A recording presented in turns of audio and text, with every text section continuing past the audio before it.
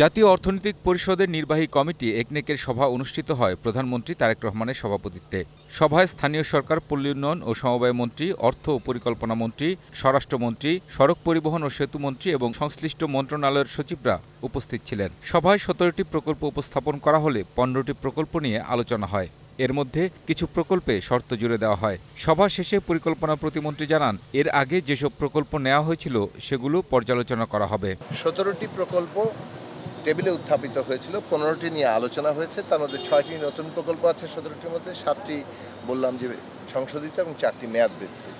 তো 15টি প্রকল্পের অধিকাংশই পাশ হয়েছে, কিন্তু শর্ত সাপেক্ষ কিছু বিষয় আছে, কিছু তদন্তের বিষয় আছে।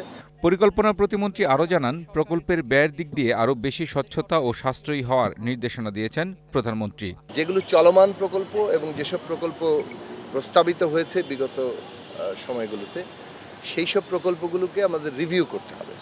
তো আমরা যথাসম্ভব রিভিউ করার চেষ্টা করছি। অনেকগুলো প্রকল্প এমন অবস্থায় চলে এসছে যে সেগুলোর হয়তো প্রয়োজন মেয়াদ বৃদ্ধি অথবা কিছুটা ব্যয় বৃদ্ধি করে সেগুলোকে পাশ করা, সেই সব বিষয়গুলো যথাসম্ভব ভাবা হচ্ছে, কিন্তু মূলত আসলে যথাসম্ভব রিভিউ করেই একে একে আমরা একনেক বৈঠকে হাজির করার চেষ্টা করি। বর্তমান সরকার যে নির্বাচনী ইশতেহার দিয়েছে তার সঙ্গে প্রকল্পগুলো সামঞ্জস্যপূর্ণ কিনা তা পরীক্ষা করার জন্য বলেছেন প্রধানমন্ত্রী। Kamrul Hasan, green news, Dhaka.